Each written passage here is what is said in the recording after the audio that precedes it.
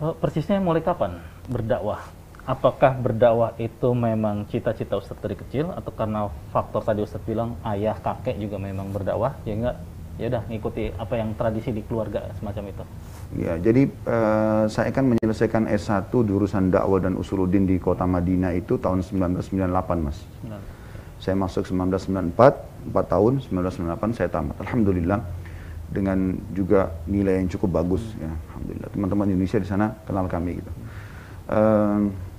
Semenjak waktu pas saya mau masuk kuliah, sebenarnya jiwa saya lebih kepada hadis tadinya. Ada fakultas hadis, karena di kampus kami itu ada lima fakultas. Ada Al-Quran, tapi ini syaratnya harus hafal 30 juz. Ada jurusan hadis, kemudian ada jurusan sastra Arab, ada syariah, ada dakwah. Nah dulu dikasih pilihan gitu. Semua yang tamat SMA itu dikasih pilihan, kalau masuk di sana mau pilih fakultas apa nih, nanti dites. Bisa pilih dua. Saya pilih hadis dan saya pilih dakwah gitu. Pada saat itu saya pilih hadis karena saya suka menghafal. Jadi memang saya hobi menghafal hadis-hadis Nabi gitu, dan rasanya kayak kalau saya menjiwa itu kayak nyaman gitu ya. Saya dapat informasi apa yang saya harus lakukan lah menurut agama. Tapi subhanallah pada saat itu kecenderungan orang yang mengetes itu setelah mengetes dua fakultas ini, dia cenderung mengarahkan saya ke dakwah. Entah apa pertimbangannya. Waktu itu saya belum terfikir untuk terjun ke dakwah memang. Tapi setelah saya belajar, di sana kan ada materi khusus, tarikh dakwah, sejarah dakwah, ada usul dakwah, asas-asasnya dakwah itu apa. Kemudian juga termasuk retorika dalam menyampaikan, bagaimana memahami audiens dan segala macam. Akhirnya saya tertarik gitu, apalagi di kelas itu ada praktek berceramah di kelas gitu ya. Nah setelah itu alhamdulillah saya coba tahun 1998, Oktober saya balik ke Makassar. Kebetulan waktu itu saya sempat ditawarkan sebelum balik beasiswa S2 dan S3 di Casablanca di Maroko. Tapi karena ayah punya pesantren di Makassar dan ada salah satu dokter waktu itu yang kami hormatin, Dr. Sulaiman Rahid Hafizahullah, beliau menyarankan lebih baik pulang ke Indonesia, berbakti sama orang tua, mengajarkan agama kepada umat, mengabdi pada negara gitu kan. Jadi saya balik akhirnya. Itu. Nah, pada saat saya balik saya sekalian lanjut S2. Waktu itu saya belum berdakwah juga. Cuman saya terjun mengajar.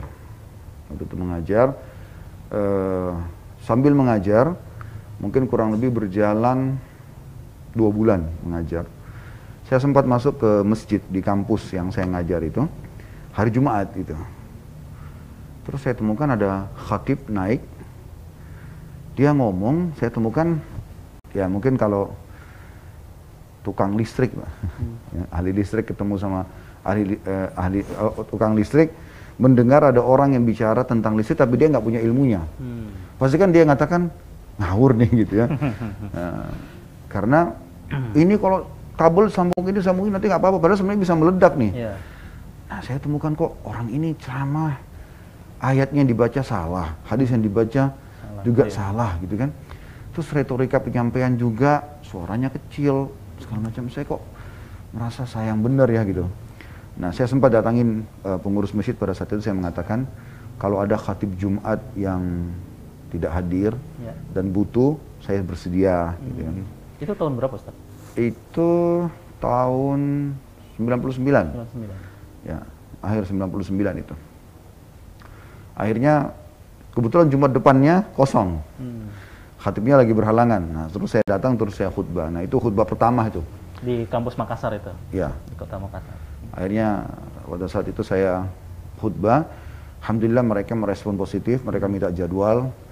Semenjak itu saya mulai membuka diri. Kalau ada masjid pun yang menawarkan untuk jadwal, saya iakan.